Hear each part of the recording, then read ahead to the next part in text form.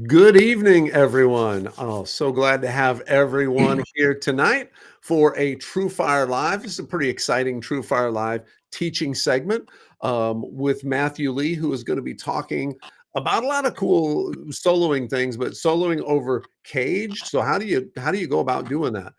He's got some really cool ways to do it, from pretty simple to pretty advanced. So make sure you chime in. Let us know where you're watching from. That's always fun to see where everybody's watching from. And as we go throughout the night, we'll take a couple of spots where we'll answer some questions. So if you have any questions for Matthew, drop those in the comments, and we'll get to as many of those as we can tonight, because we're here to try to help everybody get a little bit better understanding of their country soloing. So without further ado, I'm going to jump right into this because we have, we've worked with Matthew on several courses. If you've seen his courses, he's just a phenomenal player, amazing player, great dude, a real good friend of the fire. So without further ado, we'll welcome Matthew Lee to the show. How you doing, buddy? How's it going? Greetings from Nashville, Jeff. Thanks again for TrueFire for having me back. The last lesson I think went really well. We talked about a lot of the basics, and now we're going to build off of that. We're going to, shift our focus into a different category, and it's something that I see a lot of intermediate to even advanced players uh, uh, come to me for, and it's still stuff that I'm still working out, and I think it's a never ending thing, but it's a great way for people that have been playing maybe for a little bit, that want to get a better understanding of the neck and how to ascend and descend rapidly without thinking too much, because let's face it, the more that you think, the more it kind of bogs you down. It uses your CPU. So what I have in what we're going to talk about is the cage system, but also how to kind of use that, and how to use that in chord progressions that maybe aren't diatonic. And by diatonic, I mean in the same key.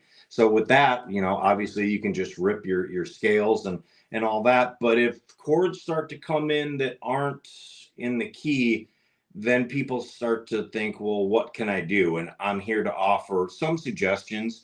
You can cherry pick whatever you want, but basically let's get started. And I'm going to do an example for you. Now, this one, it can be any type of feel. I just wrote out a quick progression. I'm like, well, how can I include some chords that aren't in the key of? So this particular example, if you were to jam along, you could think of it as a shuffle, but it could be any type of feel. We're in the key of E, and it might go something like this, and I'll break it all down afterwards, but I wanted to get to some playing immediately. So here we go. We're going to take a look at caged and how it's going to work in theory, and then also in practice, and then also with chords that aren't in the key, which is a great way of navigating the fretboard. So here it is, a little jam in E, if you will, and I'll break down everything after I get done playing. So here's the rhythm.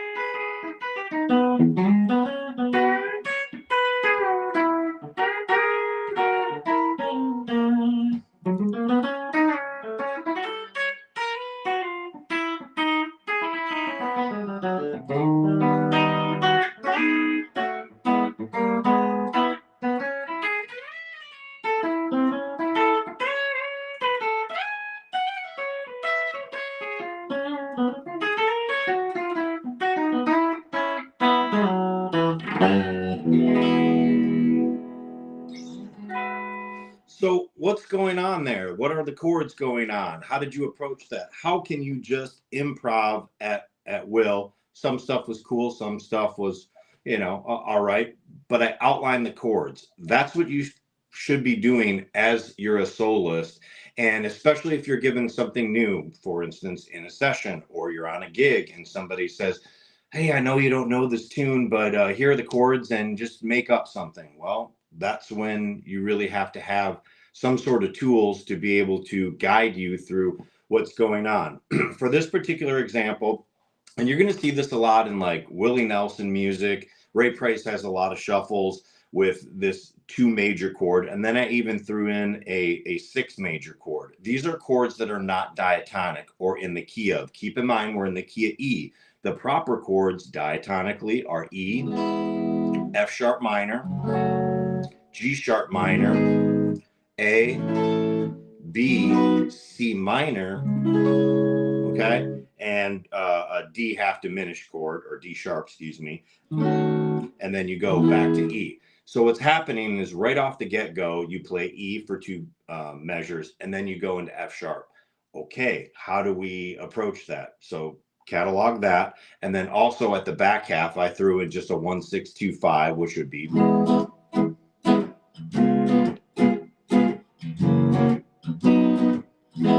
So something like that. So keep in mind, it's just something that you can jam along with. And these are the things when you're practicing, if it's a weakness that you see, if you see it in a bunch of different tunes, I always like taking stuff from a new tune that maybe I had to learn and be like, that was an interesting way of playing that. And it could be copping licks from a recording. So basically, we're kind of outlining, we need to figure out how to play over F sharp and then C sharp.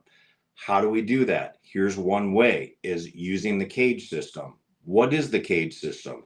We are taking cowboy chords, the simplest campfire guitar player chords. And what we're doing is, to understand the neck a little bit better, we're moving them up the neck. So we're not just playing them here. Caged, C-A-G-E-D. We're using those shapes, and those are great shapes to outline chord tones because they are the chord themselves, and then base your licks off of them. Now, basically what I'll show you is not only what those shapes are, but then how to kind of utilize that. And then if you've got to kind of shuck and jive throughout the chord progression and it's not diatonic, what do you do? How would you approach it, Matthew? So basically what we're doing here is, here's the C shape. So we're in E, so I'll show you all the shapes for E, because we worked a lot in A last time. If you didn't check out that lesson, it lives on YouTube, so you can view it at your leisure. So this is the shape for C. So it's just all these chords that you first learn as a kid: A, G, E, D. So those are the shapes that we use, but how do we get up the neck? And that's the important kind of thing. I'll change the pickup on this one. So we're in the key of E, so let's go through E and just all the different shapes. It's a great way of just understanding your neck, understanding the chord tones, and understanding the territory that you can play over that chord. E, I would play like this. Okay, so this is the cowboy chord. This is one of the caged items. The next spot, if you will, I'm going to go to this shape right here, which is a C shape, but we're winding up, moving it up the neck. So because you don't have the nut there, you've got to do a little bit of barring. So this shape is 7, 6, 4, 5, 4. It's a shape I love to use, or something involved with it, meaning like I may just use a texture of it. I may just use, either way, my hand is in that shape. So that's one thing that you're gonna want to do. So let's go through C, the C shape, the A shape, the G shape, so on and so forth, all the way down. So here's that C shape. The next shape for E would be right here, or excuse me, for A. So we're using that A shape here, we're moving it up here. All of a sudden we have, and these are all the same notes, folks. So you have to base your melodic lines around that. So you kind of dance in and out of it. This is just the foundation, the skeleton to all of it. Okay. So the next shape that I'd wind up doing is the G shape. It gets a little bit bigger because you're having to take care of a lot of the open strings. So I might do something like this for your G shape. Okay, now we go to the E shape. We already know that here, but where would it be up here? It would be that, and the final shape is this. So we're using that D shape. All these have the same shape as those cowboy chords. So you get this kind of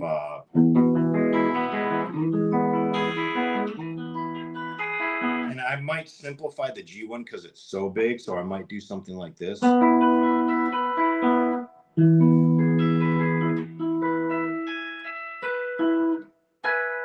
So those are shapes that you can wind up using. So how would that work going through all these different chords? Because there's just a ton of them. So what you have to do is you have to go through and basically have these shapes down for a lot of chords. For example, if you're in the key of E and the next chord is F sharp, you're out of the key, but you can use that same shape. And what I'd recommend is if you're kind of like starting here, which is kind of what I did in the little improv thing that I played for you. If you're here, I'm using this kind of C shape, but if you notice at the top of it is also that D shape. So to be analytical about it, what I tell myself and what you have to practice getting from the 1 chord to the 2 chord or E to F sharp is instead of just playing it in this box, let's say that you start here, I'd recommend moving it up a full step. Okay, so you have the ascending and then you need to take care of the other end, which is the descending. I might jump to this E shape, but it's at the 2nd fret, so now it's an F sharp chord. I know that's a lot of math. I know I'm kind of going alphanumerical on you quite a bit, but it's a great way of thinking stuff. So the basis of it is starting here and then moving up a full step. So it could be this shape. And I'm basing my lines off of that. So how do you make something musical if you're just playing these chords? It's the shape that you're kind of taking a look at. And then what I'm doing is I'm bouncing around diatonically and then chromatically altering some things. And I'll show you a little bit how to do that. It gets a little bit complex. That could be a whole hour right there. But let's just take a look at playing that chord to this chord.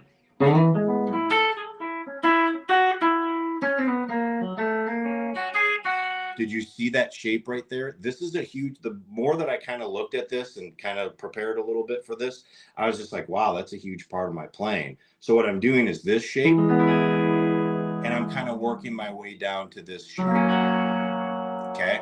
Or I'm doing this up here. So now what I have covered is if I want to go back, I have a shape. If I want to go up, I have a shape. And I think that that's super important. Keep in mind, that's just from starting at this C shape here, or the upper structure kind of that D shape. That's a great way of just mapping out the neck, because guess what? If you have that and you have that as kind of the skeleton of the way that you're thinking about things, things tend to go quite smoothly. No different if I were to do something, let's start in a different area. This A shape, but we're playing clearly a E bar chord, which is a 5-string chord. We're not playing on the low E string. If I'm going there, I can go up to this F sharp, or I can do this. Either way, now I have going back and forward. So that's kind of the way that I kind of tend to think about things. So let's take a look at this E chord to the C sharp chord now. And then what I'm going to do is set up a great example that I have from my course, so you can see something that's from the studio, from the TrueFire studio, and see how I'd approach it. And I'll break that down because that gets even more complicated. So what happens is you got to know, first of all, the chords, the chord structure, where things fall, and what your options are.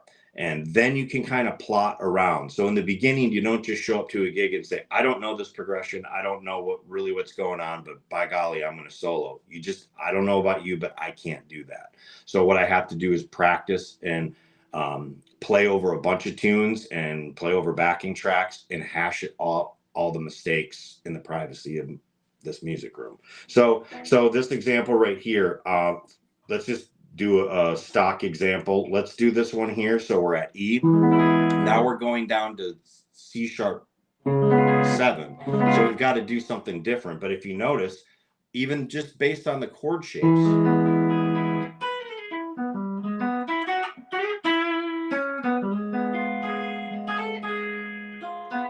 so I'm thinking this shape and then this shape. If I'm at a different point in the neck, like let's say here, I might do this. So I might go from this A shape. Now keep in mind it's a dominant 7th chord, so it's a little bit different than the E shape, but it's basically an A shape to the E shape.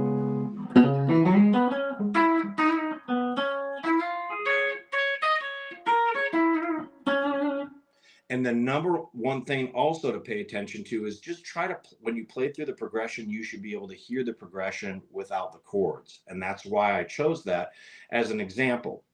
So getting to examples that kind of have a little bit more production to them, what we're going to take a look at right now is we're going to bump up the key a little bit to F.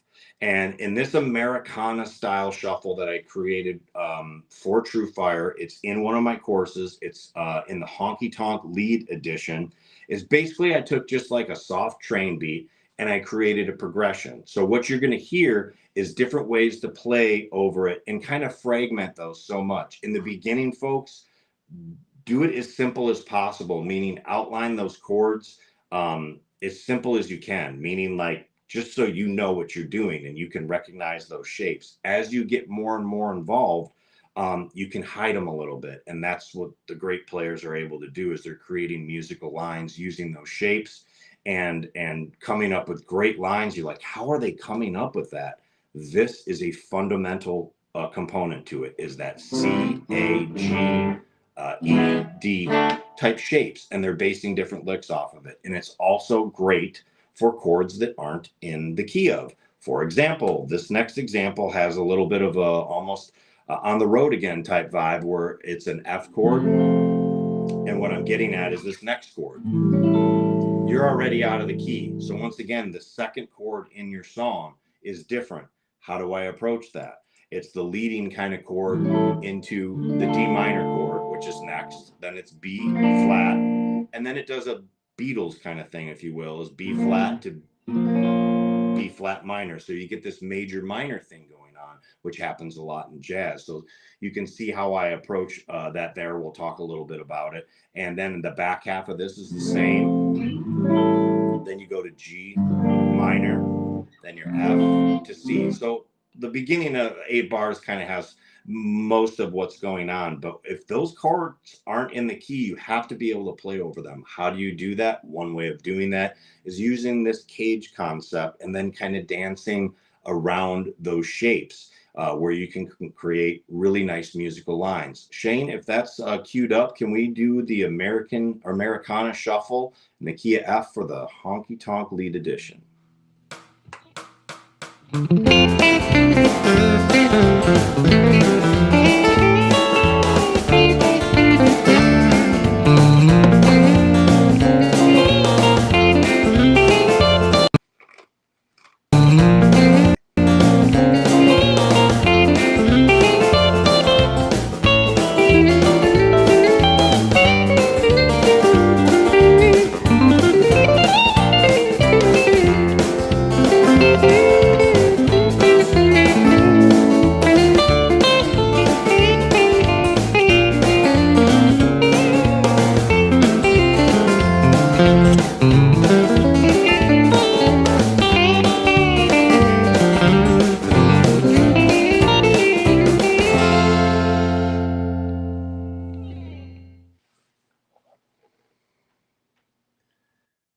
That is good stuff, man. So, I mean, I think that's you know what you've said so far is really makes sense. That you've got to have some tools to be able to pull out when you're thrown a chord, right? And especially something like this that is using some different chords in there. So break that down for us a little bit, and maybe go over what you're thinking there. How are you choosing the licks and stuff that you're playing? Well, from a theory perspective, without going too much down the rabbit hole, basically what that dominant 3 chord, or let's just call it what most people not from Nashville call it, is an A7 chord. So like I said, you're doing it's the same relationship that's in On the Road Again, those first two chords. So we're in F. I guess I wanted to make this one tricky or something, but us guitar players, F isn't the favorite key. But so you've got that. Now you're into this chord right here, which is basically a new 5 or a 5 of the 6th chord, meaning like you're going from A7 to D minor. You're leading it into a minor chord because it's the relative minor chord of F. So you've really got to kind of outline that one. So that's what that chord progression kind of does. If I were to just improv it off of my head, I wasn't able to hear the playback. I wrote the darn thing, but it was a while ago, so I don't have it memorized. I apologize. But if I were to just kind of like riff off the top of my head, and let's bring it back a little bit and just bring it into kind of some shapes and just see how that would work with caged. How about that? Is I might start a solo with the same kind of way that I did in E, but I'm a half step up because it's an F. So the next shape that I'm kind of thinking of is this A7, okay? And a nice little flavor note for that is that B flat note. Notice that I'm keeping my hand in that same position. So what it does is it shows you the territory that you can at least start with. It doesn't mean you have to stay there. It doesn't mean you have to go up or down. It's whatever you decide to. But that leading, it leads very nicely into this. So if I were to do some bars, F for 2 bars, A7 for 2 bars, D minor. Let's just take a look at that, because the next examples that I actually have a course that exactly works on this, which is super important, where you can really dissect stuff and be like, okay, I'm not really good at playing. I'm good at playing the first chord diatonically. The second chord is a little bit weird. It allows you to get it underneath your fingers. And that's what I'm getting at, is these chord shapes allow you to kind of do that. And then it frees you up. So it's like you're bound in the beginning, but it frees you up in the end. So I might do something like just creating a melody. This is off the top of my head.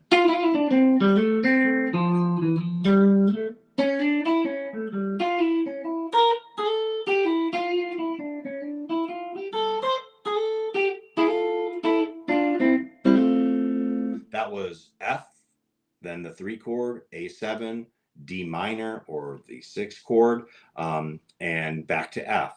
So let's do it in another area, because it just, I've done several things here. So let's kind of take it up here. So how would we analyze that? Okay, cage system. I might play the F here. This might be my kind of starting point.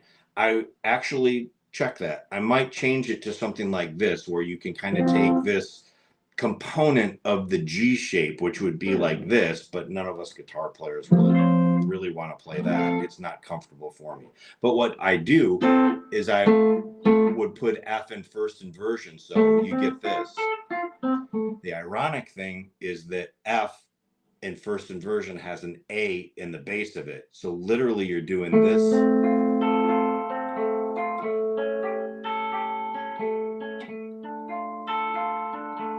Sound a little bit more familiar? Yes, because what it allows you to do is now you can start off, and this is what I'd recommend, is just start off in just kind of box voicings, meaning as close as you can possibly be, because you don't want to think about things moving around, because ideally you want to be able to play it in multiple different keys. So I might do something like this.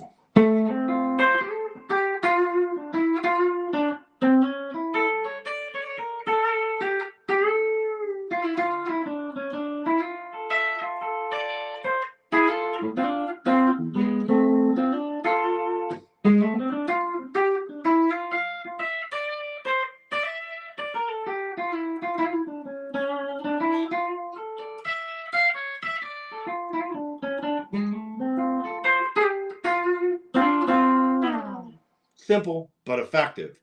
Then you can make it a little bit more, I'm also borrowing, for those of you that are a little bit more advanced, I'm kind of borrowing from that alludes towards a harmonic minor type of sound, which would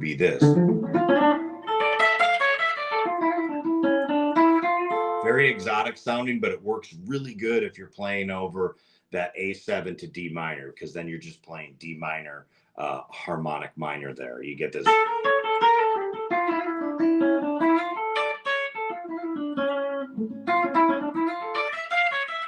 And then I'm mixing it in, coming back to F. But the shapes are the important thing. The other thing is you may question, well, wait a second, Matt, like you're giving me major chords, but now you're clearly talking about a minor chord. The same thing works for minor chords. And I can be more than happy to go through that really quickly with you. But if I'm playing like a D minor chord, let's just use that as an example, a box shape, might just take it from there.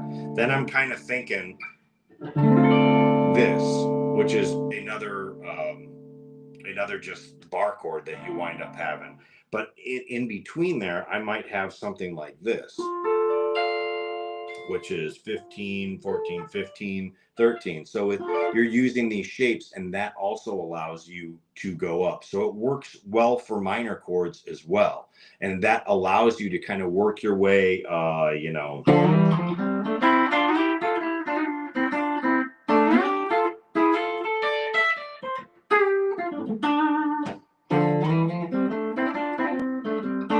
something we talked about in the last lesson plan, or the last lesson that I kind of taught, was the 4 pillars of what I believe the techniques that you need to know. So that would be definitely a double stop type of thing where you're playing 2 notes. You can hybrid pick if you want, but you can do that as well. And what it allows you to do is you can start to kind of chromatically work your way into other chords as well. So if we're at D minor here and we want to work our way up and kind of chromatically mess around with it a little bit, that harmonic minor was a nice little segue. But you can do it whatever way you want. The important thing, step 1, know the shapes, know really what's going on with just that chord. Then work on 1 chord to the next chord, then add a 3rd chord. So basically that's kind of the foundation. If you have heard any of my live solos on social media or anything like that, I really like thinking that way. It really helps me outline what's going on. So let's take a look at the back half, because I'm talking a lot. Let's do a little bit more playing. The back half has F, then that A7, then G minor. So we go to a minor shape, to F, to C. So I might do something. Let's go up the neck and go down the neck.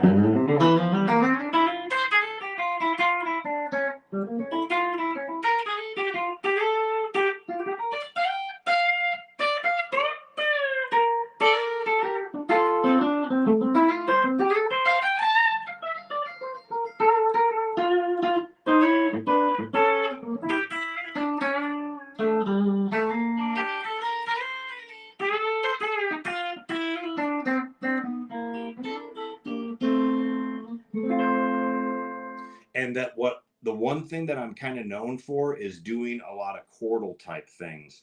And what knowing caged allows you to do is it allows you to put those in there. So when you're dancing around some of those caged ideas, just pick a note behind an area that you know. So for example, for F, this is real basic, but it really works. So this kind of inverted first thing that I kind of showed you, I might do something almost like straight up pentatonic, knowing that note works because it's diatonic.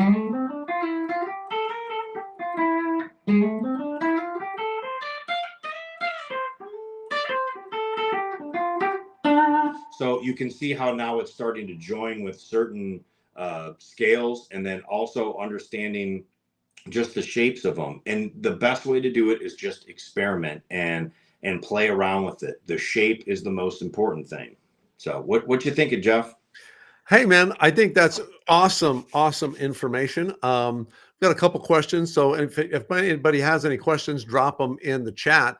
But the one question is, so would you recommend like someone sort of think about learning licks from each shape? So learn some licks that work well over the C shape, learn licks that work well over the A shape. Would that be a good way to sort of start building up, someone's toolbox just so they could get rolling with this? I think that that would work great. And then, you know, the common chords that you're going to play over the most in pop music, in country music, in any real type of music is going to be a 1-4-5 thing. And that's kind of what I was getting at is if we're kind of taking a look at stuff, let's I think we've worked in F long enough. So let's go to the key of what the next song is going to be is just kind of take these shapes for the key of A, because we're going to do a pretty cool tune, a rockin' kind of country solo. I might think of things like this as, you know, playing two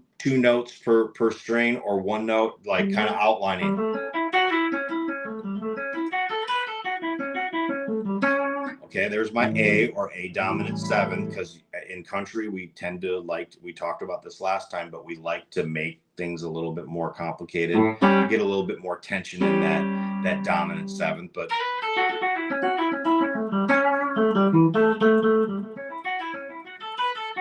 so that's just 7-5, 7-5, 6, 7-5, 7, and I just included that as well. So there's your A, and then when it goes to D, I may kind of think of this shape. So that's the E shape, by the way. It's an E shape. Now we bar it. So the next shape over D, I may play. Doesn't sound too much different. In a weird sense, believe it or not, folks, you're kind of going A major to A minor when you do that. I could talk about that forever, but it's not the relative minor. It's a great way if you want to sound a little bit outside that, like, even A minor pentatonic would work over the D. Point being, you have the E shape, then you have the A shape for D, and then what I would use to stay in that locked into that kind of cage thought is I would use this for my E, which is the C shape. I know it's like you're saying one alpha and then corresponding with another. Just think the shape, because it's what your hand is doing. You know, if you should know all these shapes first and foremost, but second of all, these are shapes that you've been playing a million times. So E shape, but you're playing the A bar chord, A shape over D, and then we're going to use the C shape here. So if I were to play over a progression, just something like.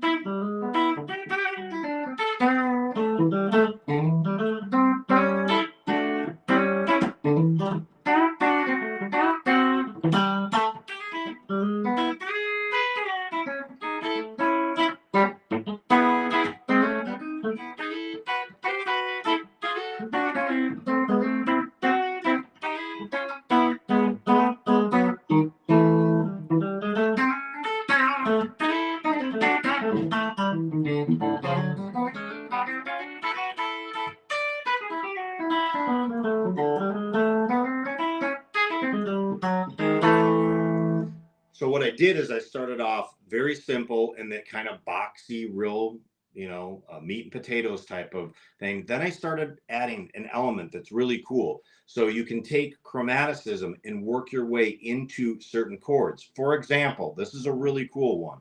So you've got A here. This is just a nice little your leading tone, basically. A is using this note right here. It augments the chord, so you don't really have to play that. But if you're doing a chromatic thing, your landing note now would be the third of this A shape for D. So and you can still play that note right there. But as you do this, just lead into this.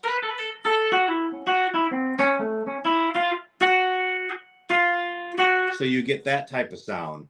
And you can also do it on your way down. So if you're going D to E,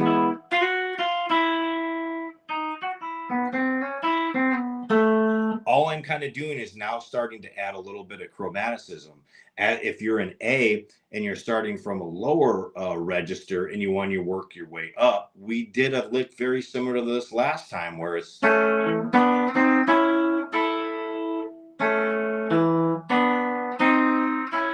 I'm playing with also a hybrid.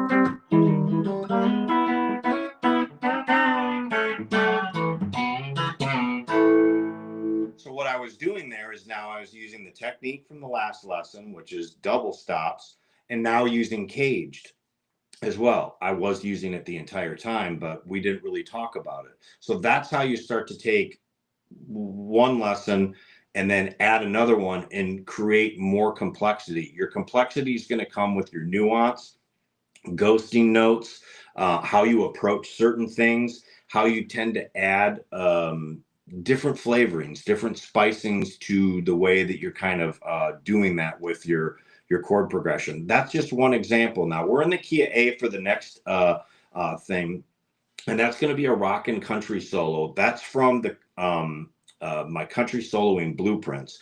Here's what's cool about this course, and yes, I'm selling it, but also the reason why I created this was this, so I'm explaining it to you, is this is a great way of working on chord progressions and going from one chord to the next and from that chord to the next chord. So you're really just plugging in, how can I play from this chord to that chord? And then you add a third chord. And what it is it's a drill. It's a drill towards understanding how to do that. Now, for some of these examples, there's going to be chords that aren't in the key.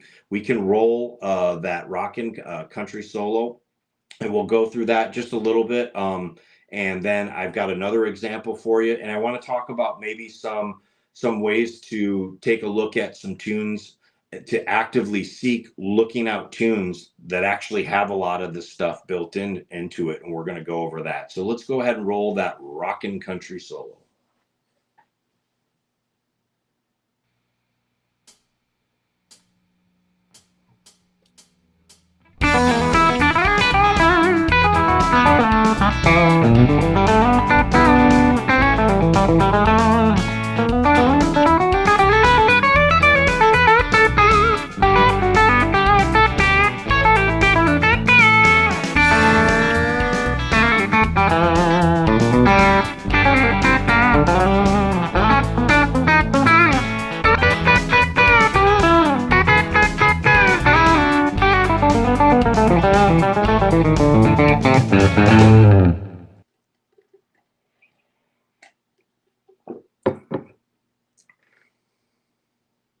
Yeah, that's good stuff, man. Really good stuff. I think that's also for anyone who's watching, if you don't have Matthew's courses from TrueFire, the thing to remember is that may sound crazy hard, but it comes with tab that is synced to the video, so you can slow it down, you can zoom in on sections, you can loop certain sections, so you can really dive deeper into figuring out exactly what he's doing. But I think what he's talking about now is really teaching you the how you can do it yourself, how you can take those licks and do it, what he was thinking in there. So go ahead and break that down, and then we'll do a couple more questions. How's that sound, Matt? Well, basically, I kind of try to allude towards a lot of the things that I'm doing. I didn't have the I couldn't hear the audio to that, but taking a look at it, I can pull it up here, and we can take a little bit of a look at it. See, so we were an E on this one. I've got what was going on, and the big thing about this one is this has got kind of the rock thing going on, meaning like it's got.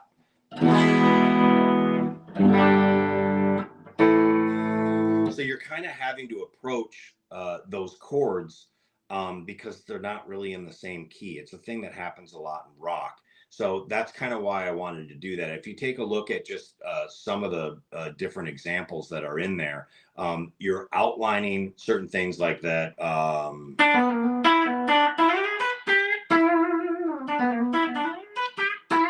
So what I'm doing is sometimes what you can do is you don't just have to go from one shape and go up the neck like this. You can start to jump around. That's where it gets really fun, and that's where it helps you with your landing notes. So as you do that, if you noticed, I was kind of like outlining this shape right here to kind of outline E or E7 with a flat 5. So when you use, just think like blues notes.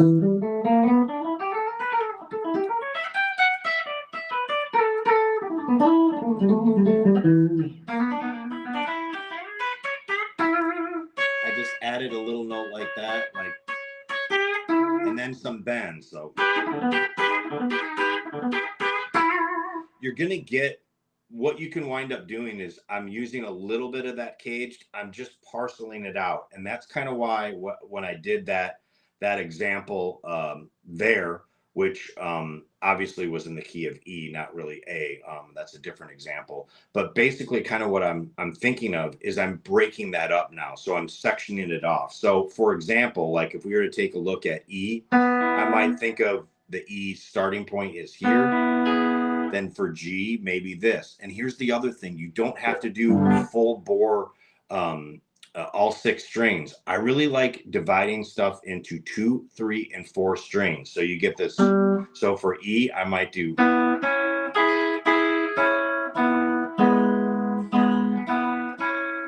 Now, if I'm at G, I might do something like this.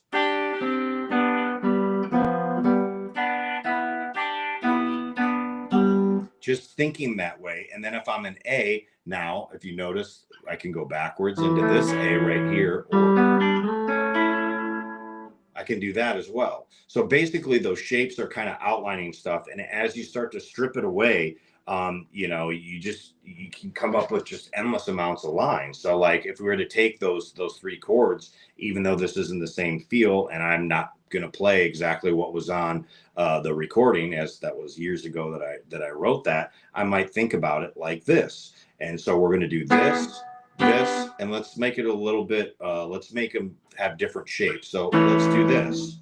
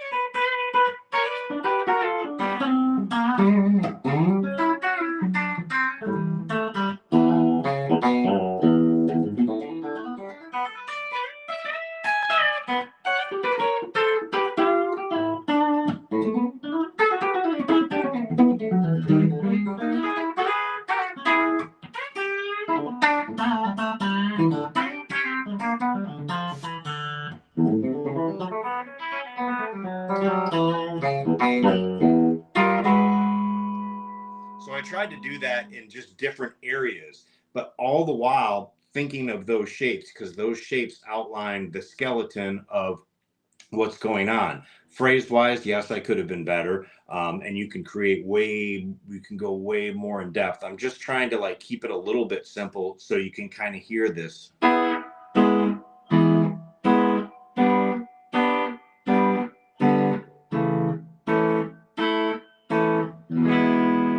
You can hear the progression. First of all, you're totally outlining the progression. Now you're just filling in the pieces, as instead of having to create something absolutely brand new. And so what that does is those are guideposts at every single chord. And what they wind up doing is they say, hey, you should be here. And if you're not there, you're going to have to squiggle your way somewhere on doing it. And sometimes that's fun too. But if you don't do it a lot and you don't practice it, you don't practice like, okay, I'm going to practice from this chord to this chord. Start off, and I would recommend start off doing the 1, 4, 5 in every key. Because sometimes you are going to, if you play any girl country, you're going to have to know your sharps and flats.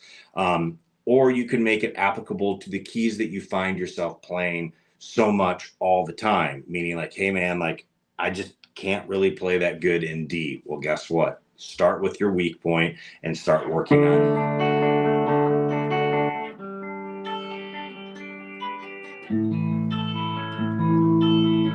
those shapes and be like, okay, what can I kind of do over that?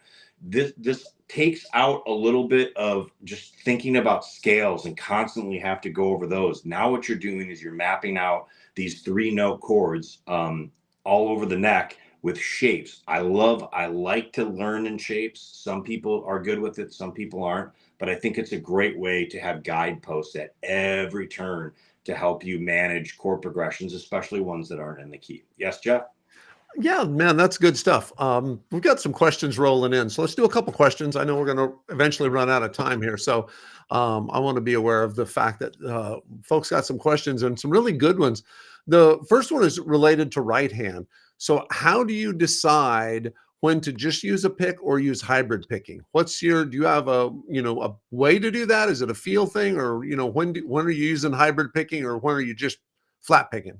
It's a big thing for me that I kind of come from a classical background. When I first started playing country, I talked about this a little bit before, is I just played with my fingers. Well, that doesn't really work when it's, your nails on steel strings or nickel strings or something like that. Typically, it is a good question. What I like to do is we talked a little bit about this last time, but I'll just kind of reiterate, is I really like to have the pick if I'm just doing slower type stuff. But honestly, I'm not a super fast, I'm not a shredder anymore. I'm just going to put it out there. I used to play a lot of heavy metal where you have to pick all the time, but I will use both the middle and then the ring, especially if it's on adjacent strings and you have, like, if you're doing like a banjo roll like this,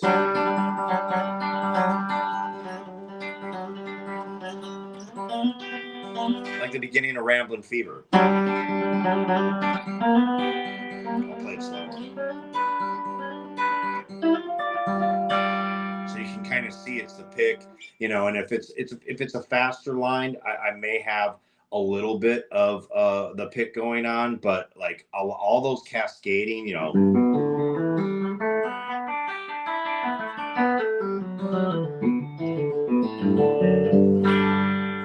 those have that going on. And anytime you wind up doing double stops, I just don't have the right wrist to do that. It wants to get locked into it more of that.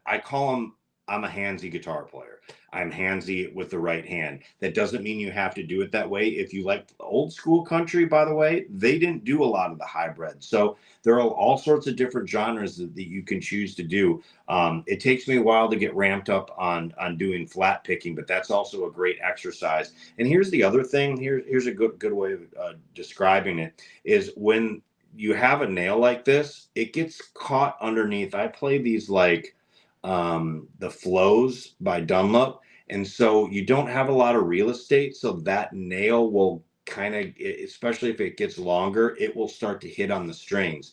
But the ideal thing is you're able to kind of use your knuckle on the pick to kind of do that. The only problem is when you pick a little bit more like this, it lends itself to doing this. So I'll use hands a lot, and the older I get and the more that I play, I'm actually bringing down the nails just a little bit more and a little bit more to get more of that fleshy type sound. Hopefully that answers your question. Just great answer. So another question, you know, explain or demonstrate a little bit about using open strings when you're, thinking about the cage stuff. So in the context of this cage thinking and doing some of those, open string cascading licks, how are you approaching some of those? What do you think about when you're doing some of those licks? Obviously, it's sort of key dependent and what, over what chord, but how are you thinking as far as shapes go? On those shapes, I'm always kind of trying to think of them as trying to do, you can do them in triplets, you can do them in straight eights, you can do them in 16ths, depending on how fast you want to wind up doing them. Like that one lick that I did right there. I'm kind of thinking this G shape, but I'm borrowing notes that are higher than, like this shape or this shape. Because here's a G shape. Here's a G with the E shape. That's just a bar chord.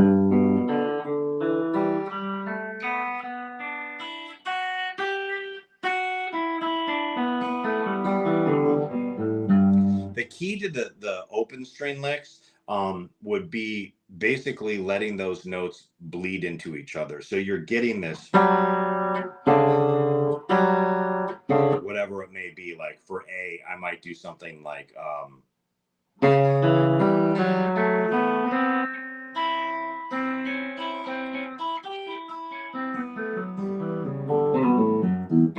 then end it with like something like I did.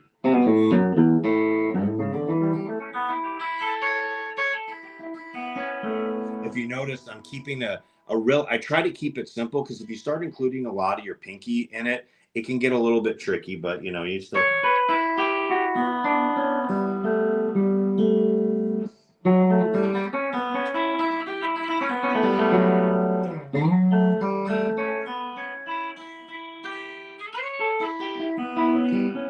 That's a good one right there. Is just to go here. Here's a great one, Jeff.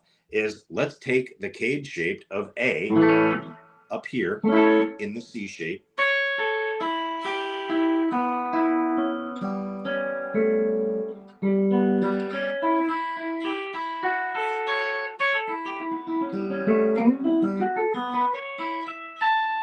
So that was using that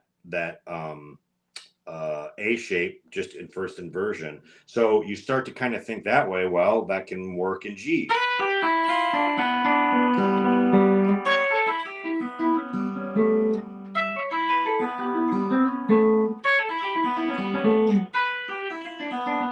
So that's like going A to G.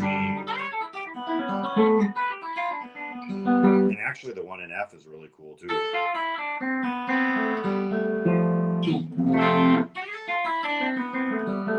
So they're everywhere. You just need to kind of like find a shape that kind of works. And I'm a person that doesn't really care too much about if you got that going on. It happens so quick. It flies right by you. The whole point being is that you want to get this, whatever it may be. You want one note to bleed into the next.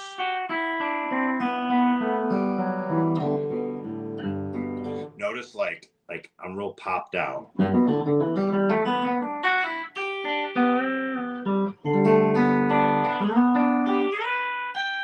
mean,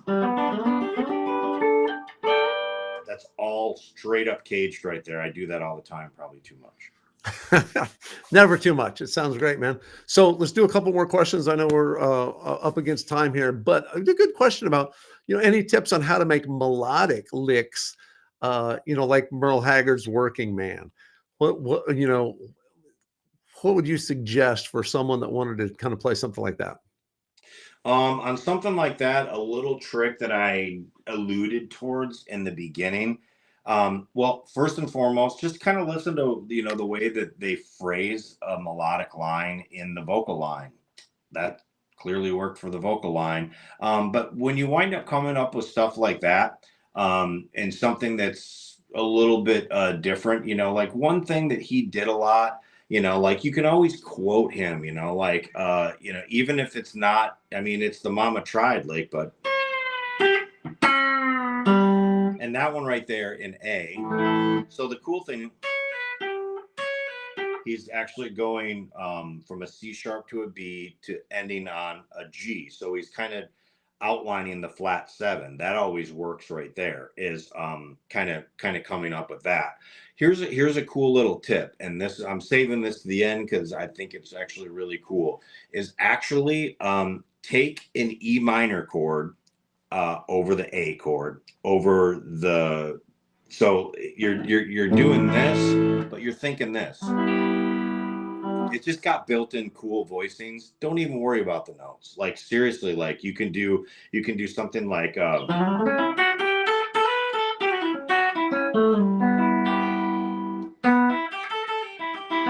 so you're doing,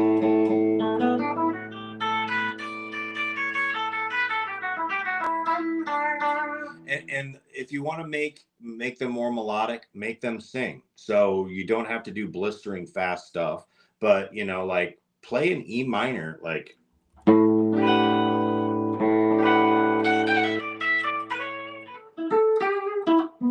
mean, that's all just straight up boxy stuff. Like you could even do E minor pentatonic. That I added an F sharp there, but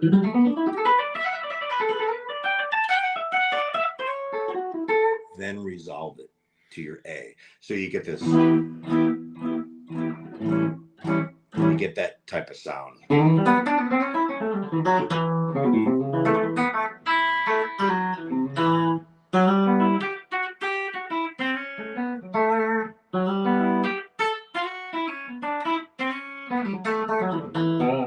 Okay, so then so basically you're going to the 5 and you're making it minor. I know we're running out of time here. So in D, play A minor, just like I suggested earlier. And then over E, do B minor. It's actually really cool. Or you could just take elements of that and go A minor over the D, B minor, A.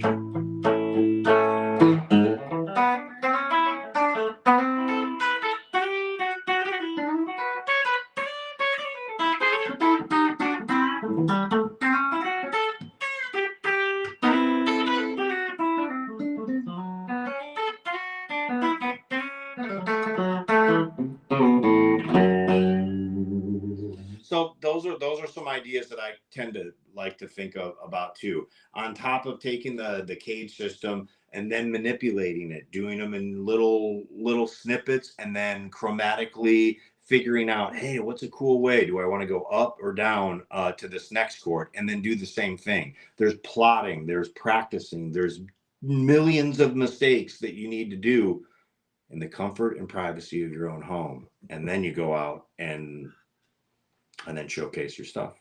There you go. There you go. I love it. So I got one final question, and I know it can be it could be once again an hour-long conversation, but in a shorter answer, what would you tell somebody who's a rock player or a blues player that wants to play country? How do they get comfortable playing country? Where would you start with on that? How would you sort of transfer the stuff they know as a rock guy or a blues guy into, actually sounding a little bit more country?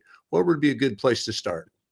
Well, I think some of them share, like Southern rock has a lot of the same stuff, like a lot of Skinner bend. The syntax is kind of the same. I'd say for the rock players, the biggest thing is going to be like, take your ballad clean tone and play on that only.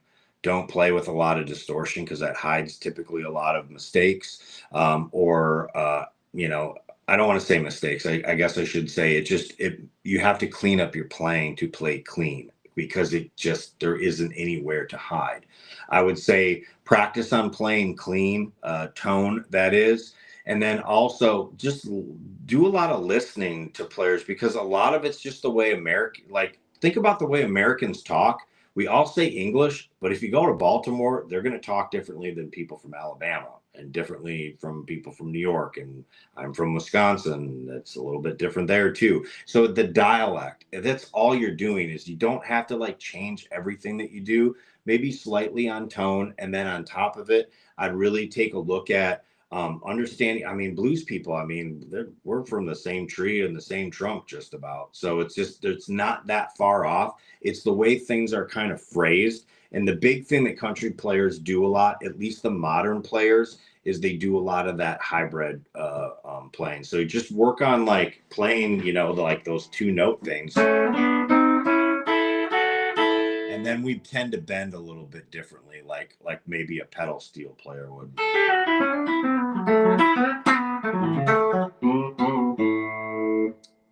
That's one way of doing it. It's just blues players, or a country player might go like. It's just the way that you're kind of interpreting the phrasing of the stuff. So just listen to a lot of great players. Listen to Brent Mason, listen to a bunch of Alan Jackson, listen to a bunch of George Strait, listen to a bunch of even old school. I didn't get a chance to do this, but Jerry Reed's one of my favorite. Listen to him, because that's a chicken picking fool. He wrote the songs. He's a great entertainer. That Eastbound and Down's got a lot of those chords, by the way, that I told you that you got to be able to play over the chord change and not just rip on G. So those are some players to check out, and just listen to the way that they pronounce the phrase. And I think that that's the important thing, and it'll start to seep into you. Trust me, man. When I first started, I couldn't play a lick on country, because I was kind of a heavy metal head that then went to the classical realm. So no understanding like flat threes and flat fives and flat sevens, like, and what I mean by that is like taking an A chord and, you know, I never could be able to.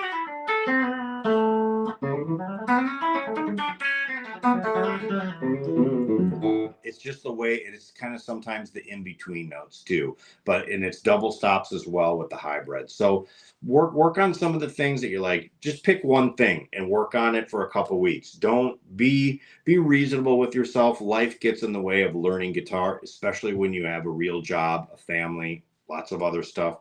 Set small goals and just try to achieve them. And if it's something that's frustrating you, move on to something else or consult you know, a professional to just have them work with you and maybe give you some things.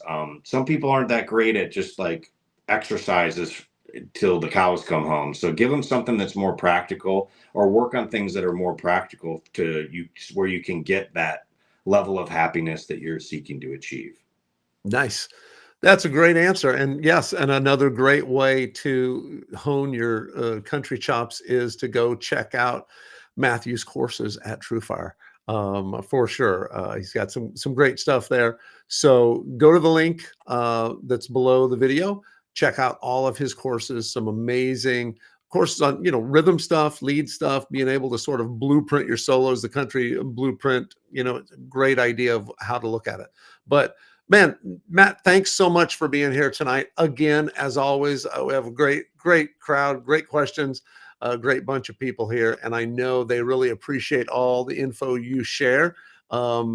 There's a Check lot of it on this one, Jeff. there's a lot of info here. Well, check out Matthew on all the social spots. You know, go at all the normal spots. Is there any place you'd send people to really check your stuff out besides obviously the TrueFire courses at TrueFire? But where else could they find out what you got going on? Here's what I do, Jeff, and here's where I'm constantly working on it, and I only showcase the stuff that I feel like is worth presenting to the entire world. Is check me out on Instagram. It's at Matthew Lee Guitar, and actually I have a website which is the same thing, Matthew Lee Guitar at or whatever. And you can get to all the different things that I do. I can't I'm not the greatest marketer because I'm doing everything, but check out that. And what that has is all the live performances, literally from a gig. No punch-ins, no anything. It's just like, and a lot of these are the practical applications of exactly what we're talking about. Tens of thousands of hours of playing, tens of years of playing. I've been in town for 17 years now. So imagine 5 gigs a week on average, you know, for 17 years working on this. And a lot of stuff, I'm still not happy with the way that I do it. It's a never ending thing, folks. So just be realistic with yourself, give yourself some slack. But that's where you can find me, is at Matthew Lee Guitar on Instagram. And then that's also my website. So www.matthewleeguitar. Perfect. Awesome. Well, everybody go check it out. Please go check his courses out at TrueFire as well. The link's there. So man, why don't you play us out? Why don't you play something and we'll that'll take us out of here. You All right. got Well, since we never got a unlimited. chance, we never got a chance to do Eastbound and Down. I'll do the kind of like pretty much the solo to that, so you Perfect. can kind of hear. These are the chords, by the way.